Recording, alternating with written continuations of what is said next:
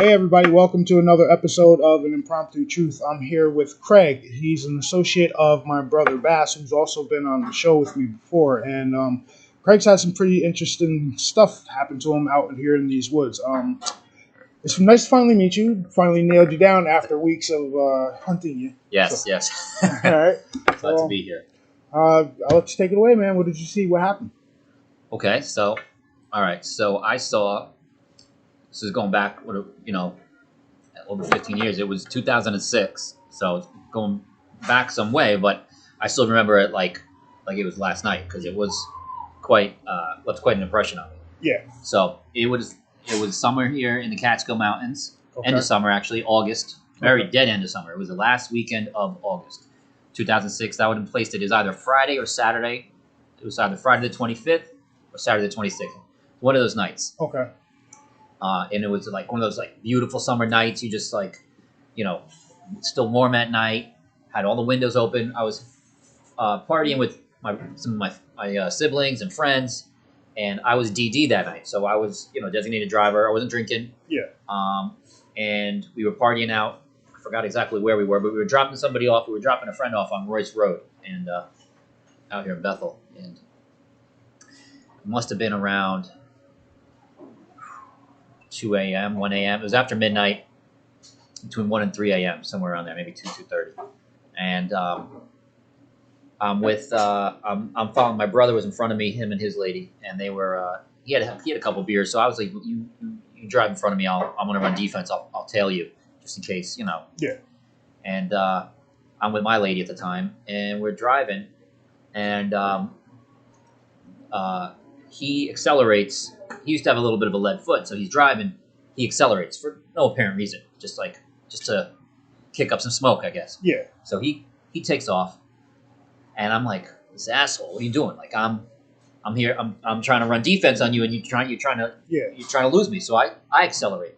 In that time where he accelerated spontaneously, he created a gap where his brake lights ended and my headlights began. There was like that black.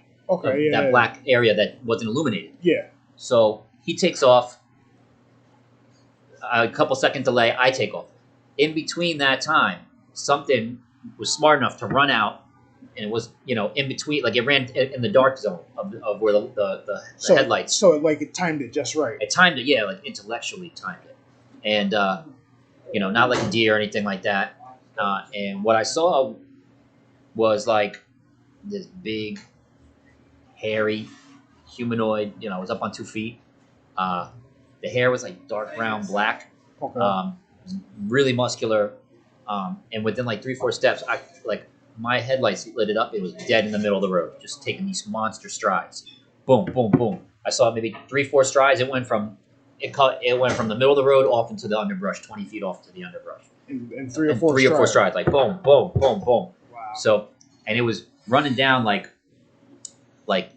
when you see almost like track stars, they run so fast that they're almost like they're lean forward. Yeah. It had that momentum going, so it wasn't standing straight up; it was leaning forward. Okay. Even at leaning forward, it looked like it was 6-7 feet tall.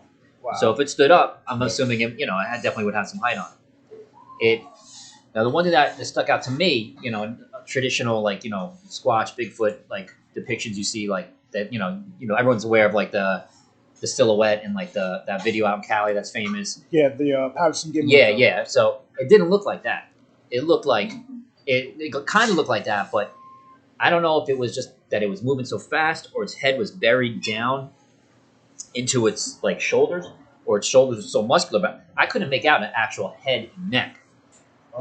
This thing was either so it's like delts might have been like the delts were its delts were so big that it had no neck, or it lacked a neck, or its head was tucked down just at the right angle where its shoulders and biceps were covering it. Yeah. Because I really couldn't see the head much.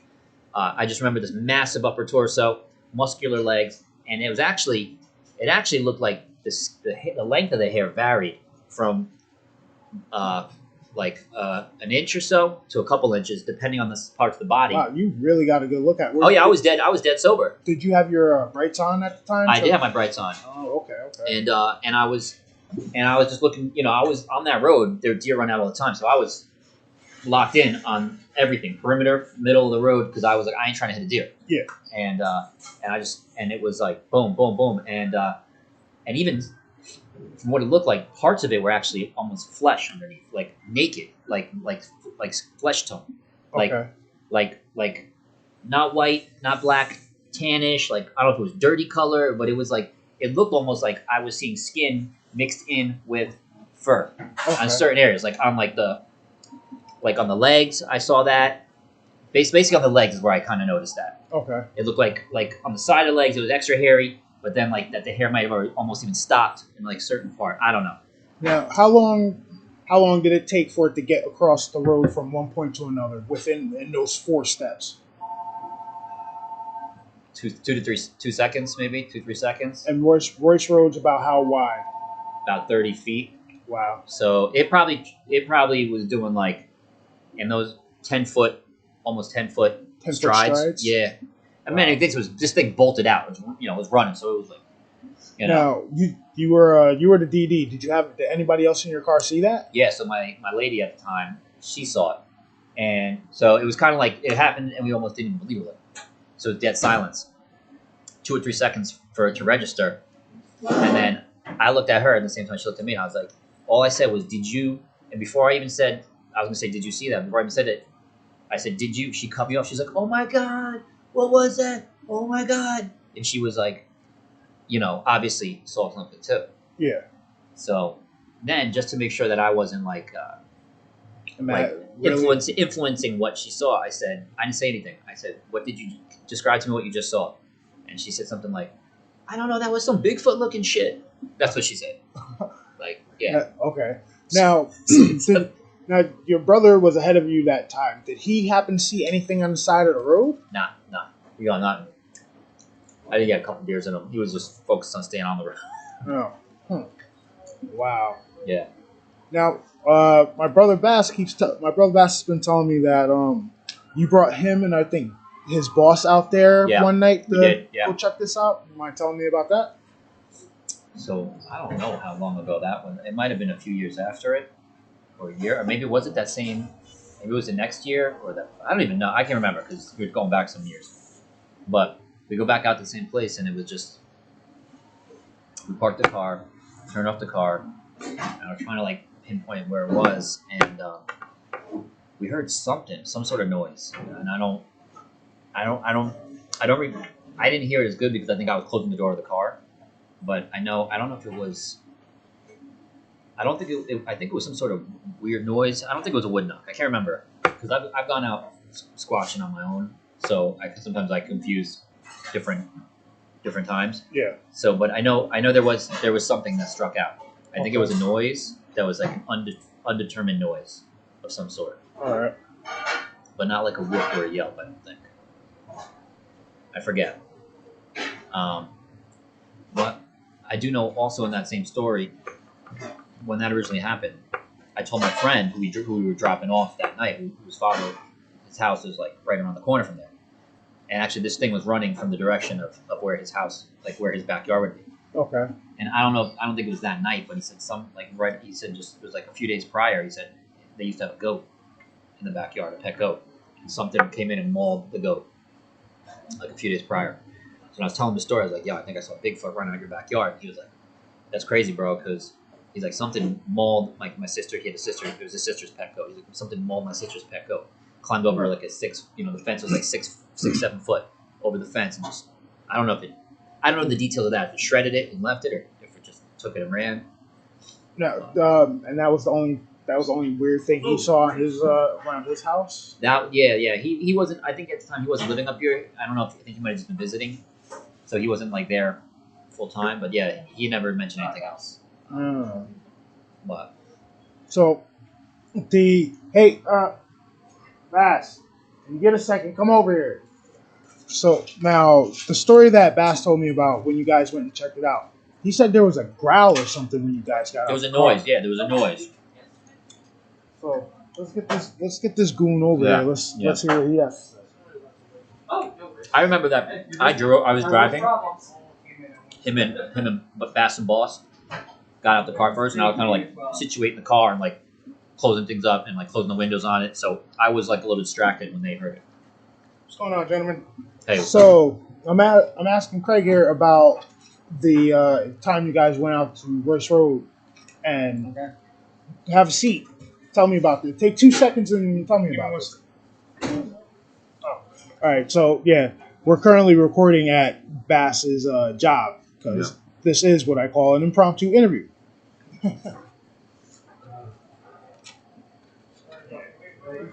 Nah, but speaking of like Smallwood, when I was like 13, I was dating a girl out there, and there's like a firehouse down that way, and then like there's a field. Her mom had told her because I was big into UFOs back then. Yeah. So her mom told me, "Yo, if you want to go see some UFOs, it's pretty clear out at night when you go down there." On the old golf cart. Yes, Golf course. Yeah. Yeah, that's exactly where we were. So it was like 9:30 at night. Me and her take a walk down there, and you know the layout of it. There's like those pine trees in the middle of it. Yeah. So we're standing by the pine trees. We're looking up, and all of a sudden, a tractor comes from by a barn, like in the back corner. So we like hide behind some trees because we think somebody's coming towards us. Yeah, you don't know what's coming at you. So the tractor goes a perfect ring around the trees. You know how it's set up. It goes all the way around the field. Yeah. And once it starts going away from us, I start looking at it. Now the headlights are on this tractor, and you can see the lights are bouncing off the bucket. There's nobody driving this tractor. Holy shit! Nobody's driving this tractor, and it's just made a perfect circle, perfect line going all the way around the field. So I noticed this, and I say something to her. I'm like, "Yo, there's nobody driving that tractor." So we hide underneath the trees. Yeah. When we did that, it turned around and started coming towards the tree we were under. And then we got up, beat feet, ran back to her house and told her mother about it. The next day, her mother went down there and was asking about it. And they said, no, nobody was out on that tractor last night. Now, I'd say this tractor was, it's not an automated tractor. It's a big sit-on, ride-on old one. Someone's got to do that. Yeah.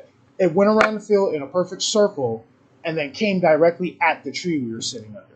And nobody, the mom talked to the people, nobody was down there that night at like 9:30 or so where we were. Well, I have another story that from even further back around that same area, not too far from there. So this going, I must have been a teenager, young teenager, 13, 14 years old, and me and a few friends were camping out. We were going to camp out in the woods behind where basically where all the properties end, and there's some woods back there. And so we're going to camp out like basically in the forest. And we were excited. We were planning like we kind of like found this little area that we thought was like on top of like some cliffs, and we were like, "Oh, this is cool." We kind of like cleaned the sticks out of it, made a little fire pit, got a little Boy Scout on it, and got it all ready to like camp out. So we finally camped out, and we were all scared about bears, So we had pots and pans with us. We're young. We don't have no firearms or anything like that. Yeah. We got pots and pans. We're like, all right, all we're scared about is bears. So we're just like, all right, we got our pots and pans. If a bear comes, we're going to bang. So we're there. It's summertime. Beautiful night. Not a cloud in the sky. One of those little 3-man dome tents. But we're tiny little kids, so we packed like 4 or 5 of us in there. Yeah. And we got the cover off so you could see the stars.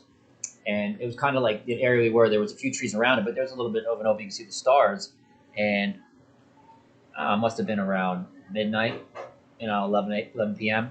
And the wind just starts picking up. You could hear the wind and you could see the tops of the trees kind of moving, because there was like some moonlight or something. And it started getting a little more windy, and then we started hearing like a noise, and it was like kind of like a buzzing humming. Yeah, like a buzzing humming, some sort of machinery coming from up above, and we all of a sudden it's getting louder and louder. The wind's picking up more and more. Now branches are snapping and falling off the tops of the trees and landing on the tent and around us. Like obviously, something's we still thought like it's like a thunderstorm blowing in. All of a sudden, the entire sky disappeared. Whatever that humming was, that machine noise was above us now. I don't know how many 100 feet above us, but it basically it was a clear night. You could see all the stars. All the stars disappeared, and it was just like being blocked by some big object, and there was a couple lights and then as soon as we saw that happen, as soon as the stars disappeared, we just bounced, we jumped, and we just ran home. And we didn't wait and look back. We didn't even look back. We didn't wait. And we went back. I remember we told my friend's parents, and they were up there. They were drinking and partying, and they were just like crazy. It was an airplane. Now, there's 5 of you that witnessed this, though, right? At least 4 of us, yeah. Yeah, 4 or 5 of us, yeah. Wow. And that was, that's also out, the Smallwood area. People don't understand. Sullivan County is super old, and there's a lot of weird stuff that goes on in this area. So right now, Bass joined us. Hello. So Bass, you want to chime in on the experience where you guys hopped out on Royce Road? Okay, so it started out like this. I told them about your camera, so we headed out to your area.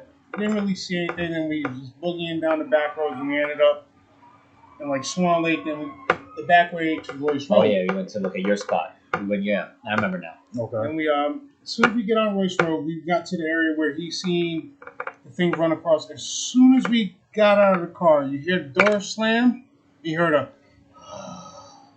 and I was like, yo, did you guys hear that? You remember? I caught the end of it. Yeah, I do recall that. I kind of felt you couldn't really see. It was a bright night out, but you couldn't see. It was too far into the woodline. But something definitely let off some kind of. It was girthy, like it came out of the chest. And this is years after you had your. I don't remember when was it? I had my sighting in 2016, 2015, so it was a few months after 2016. you seen it. So it was years after, yeah. About 4 years ago. Yeah. So that means this thing was still in the area years after you had your sighting. Passing through, yeah.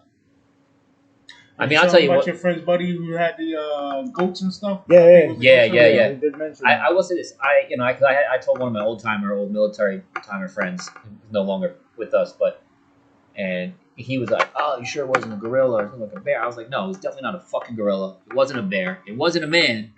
If it was a man, it was a ginormous dude, jacked up on so many steroids, naked and hairy as looking fuck, like Shaquille O'Neal in a ghillie suit." Just like it was not. It was some shit. Some shit you don't see. Shit that I never saw.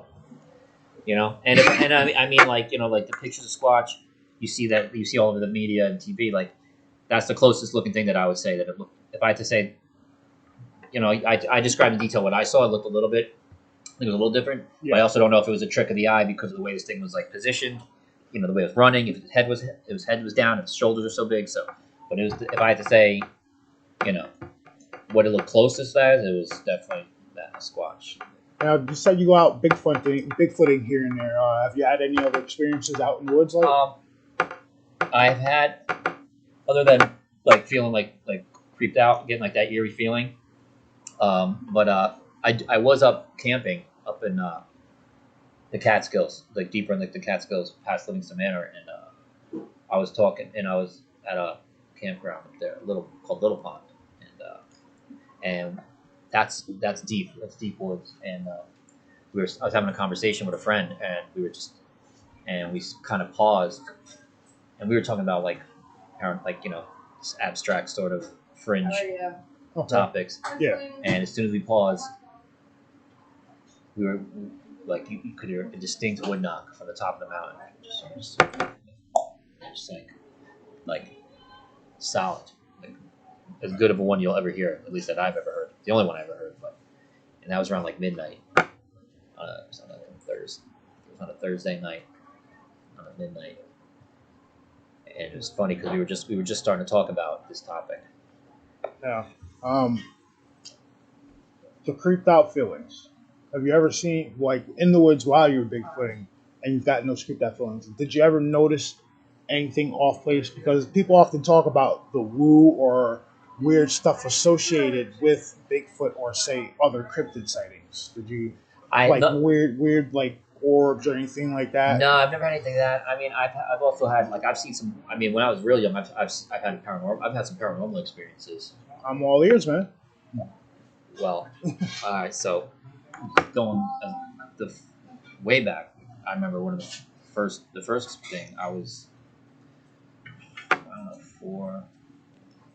I don't know, 4, 5, 6 years old. It was young, and it was playing in the driveway at my parents' house, and it was the fall, and all the leaves were falling off the trees. Okay. And I look up, and down the road is just a woman in white, hovering off the ground about 2 feet. She looked like she must have been in her early 20s, no more than 30, and in a white flowy gown, like period gown, like looking some old timey, like not like something you would have seen in a J.C. Penney catalog at the time. Okay. And just slowly just hovering up the street. It was daylight. It was like the afternoon. It was probably like 4 or 5. You saw this in the middle of the day. Middle of the day. Yeah, with my brother, a friend, and my brother, 3 of us. We were all like, I was like, look. We all looked and we were like, what? And we ran inside. We told my parents. I remember they were like, oh, that was just leaves falling off the tree.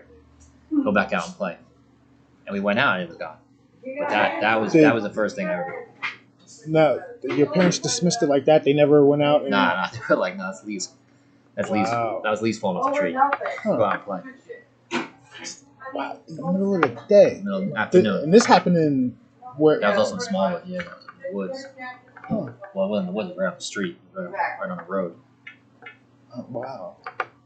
So that was, I was a young buck. So ever since then, I've always been open to it, open to just like the possibility of things like that. So I don't know if maybe my eyes trained for it, where other people like some people can see shit in bright and broad as daylight, but they're told a million times it doesn't exist. They won't recognize it.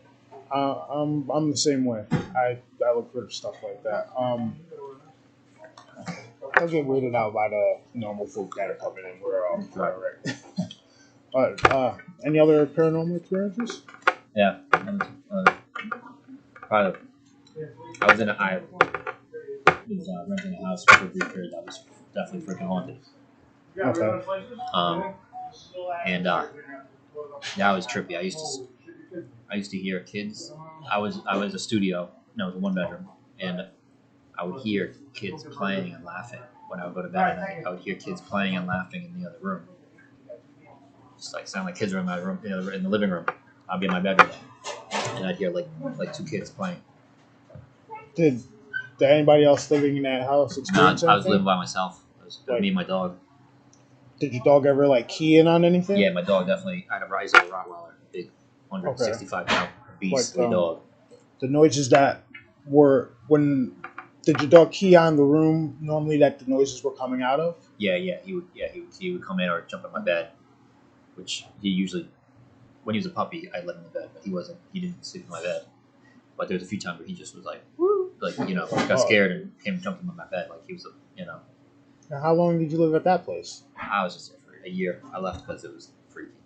And then another time we were there, a friend was there with me, and hang on, we were drinking and smoking, so we were partying. So like, full disclosure, we were partying, drinking, smoking, but like, that's it. And we were, this guy was getting real weird. We were getting an eerie feeling. And I was telling him like some of the stories. I was just getting creeped out in there. Hearing little kids playing in the other room is enough to creep you out. Yeah.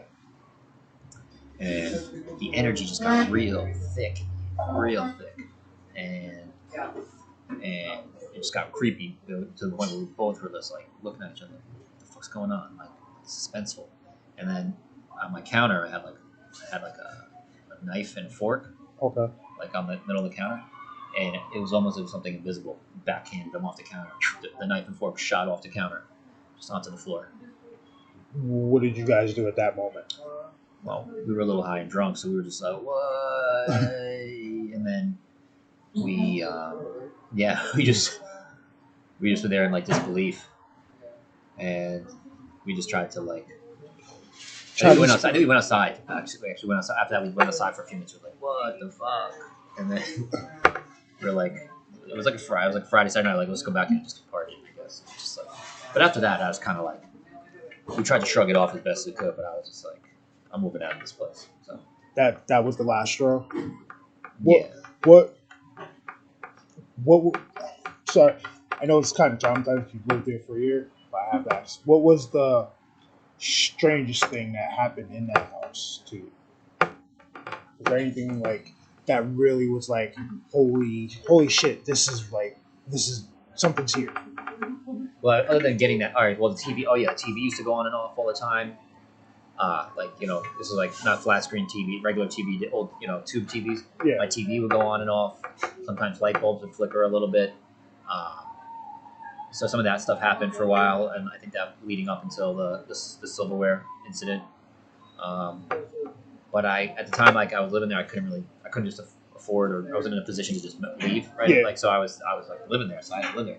Then like the kids, like the noise, like the kids playing in the other room, that just kind of became normal to me. I was like, oh fuck, I normalized it in the moment because it happened several times. Wow. But then I get, I feel like a dark energy times, like so. Now, with that dark energy, would you feel that dark energy when, say, you were hearing the kids play, or was it two like separate? I think things? it was separate. I think if I remember, it was going back some years too. So I think it was separate. But like the one energy with the kids playing was one thing, and then like I'd get like that hair would stick up everywhere feeling, and then like feeling like there's another presence in the room or something, and then like you have to look over your shoulder. Yeah. That was like a reoccurring feeling there.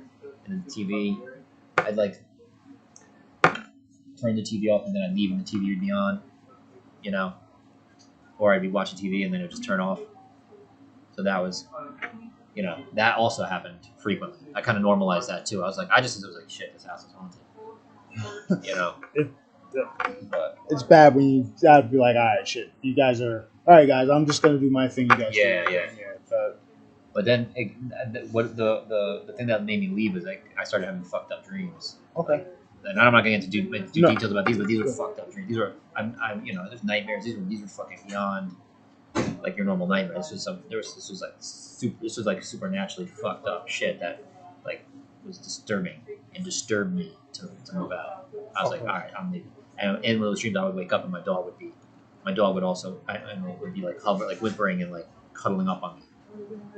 And I would sense that negative energy, so I would. So you would have these particular dreams on nights where you would wake up and feel that negative presence on. It was only towards the very end because I wasn't leaving, and I think in retrospect I'm thinking like the TV going on and off, like the creepy feeling. It's like get the fuck out. Like, if not then the silverware shooting off the counter. Like, and I was like, I'm here, and I think then it got into my. It's like, no, I want you to get the fuck out. Now I'm going to start. Really start messing with you. Yeah. So I wake up in the middle, and then I would always wake up at like, was it 2:30 or 3:30, like that witching hour? It's like 3:30. 3:30. I was like clockwork. I was getting woken up at 3:30 by something. I just wake up and look at my phone. Now, old school, I had like the alarm clock by the bed. Yeah. The digital reader. 3:30. Always 3:30. I was like, god damn. So that was happening a bit. Wow. Yeah. It's like every fucking like every warning you could get, like or every sign that they could give you, every sign that they could give you, every sign that he was like not feeling me there. Wow. Yeah. I'm kind of thinking maybe that negative presence had something to do with those children. Could have been. Yeah.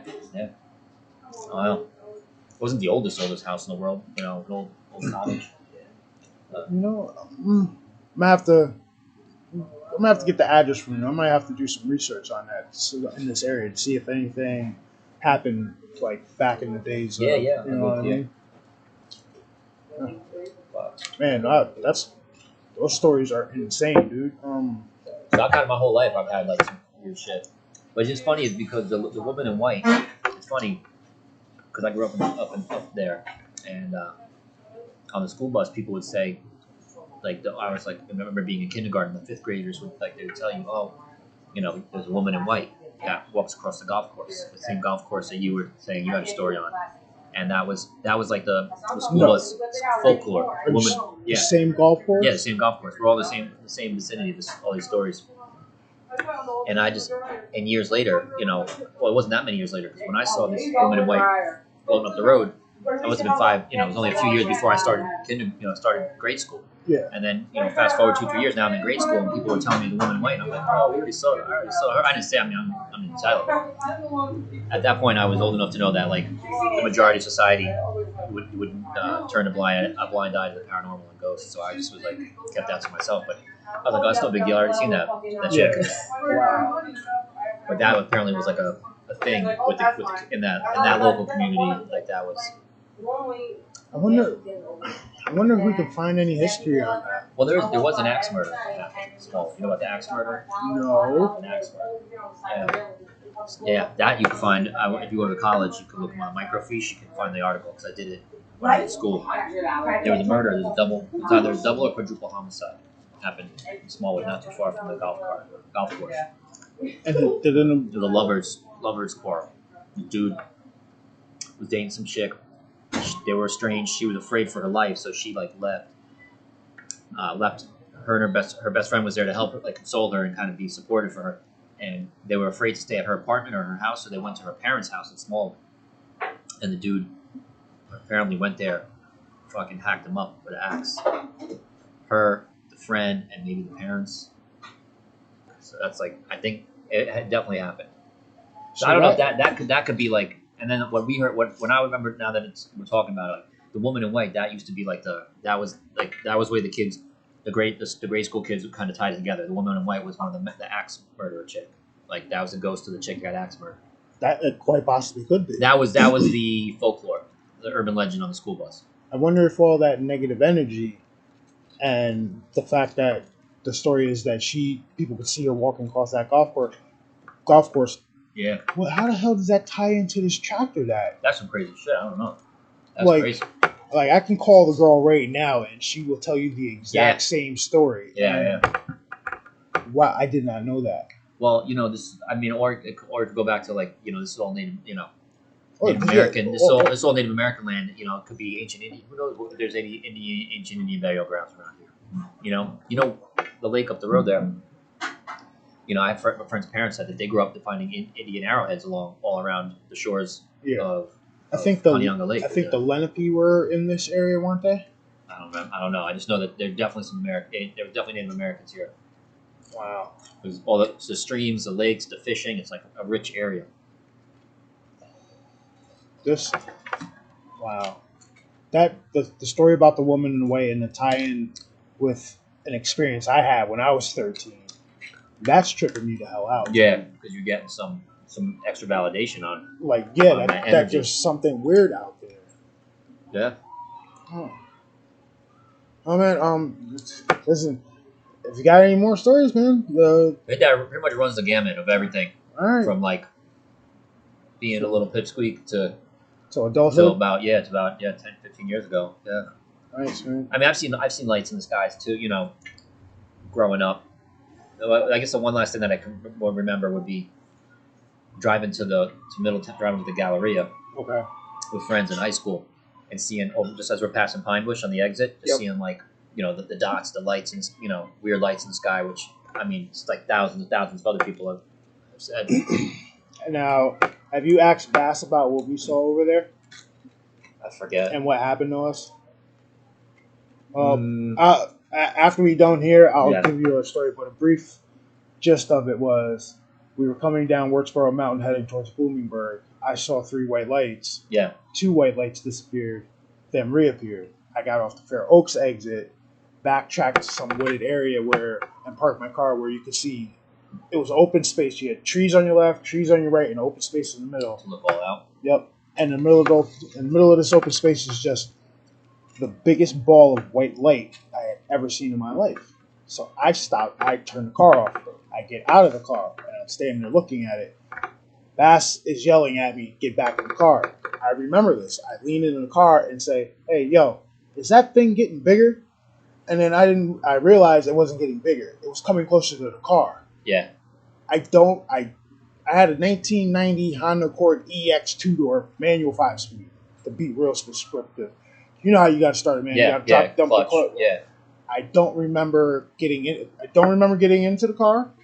I don't remember pushing the clutch. Don't remember starting the car. Don't remember putting it into gear, backing up, and backtracking all the way back over to Fair Oaks exit. I don't remember any of that. Yeah. I only remember being on that back road in Fair Oaks heading towards Middletown. Yeah. And this thing is a couple thousand feet in the air now, pacing us. Yeah. That's tripped out. Yeah. Yeah, you did tell me that story. Yeah. Yeah. Wow.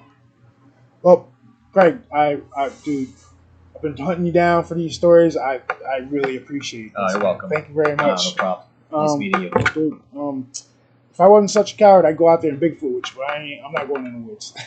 Well, I will say that experience that I saw on that road, I don't go in the woods without a gun on me now. See, I don't have a gun, so I'm not. And even that, I wouldn't, I don't know if my gun's big enough to take down the thing that I saw, because that thing was like, I'd rather come face to face with a bear, a brown bear, like a grizzly bear, than that thing, because that thing was smart. That thing was It's calculating, like, all right, yo, I'm gonna wait till. Yeah, it was intelligent. Like, I see a gap, I'm gonna take it. I'm gonna shoot this gap now. And that shit had feet, it had legs, it had an arm. It was not like I was telling you, like the old timer friend was like, oh, it was just must have been maybe it was an escaped gorilla. I'm like, I know what a fucking gorilla looks like, dude. Why? How can it be an escaped gorilla around this area? From the Bronx Zoo, and even it wasn't a gorilla. I know what a gorilla looks like. It's not that it didn't look like anything I ever seen, and no books, and no encyclopedias, you know. So there's some shit out there. Yeah, man. All right, man. Again, thank you for coming through, having a slice of pizza, and sharing your stories with me, man. I really appreciate it. Thank you. All right. Take it easy. Everybody, this has been another episode of An Impromptu Truth. I'm your host, JW, and I'll see you again next time.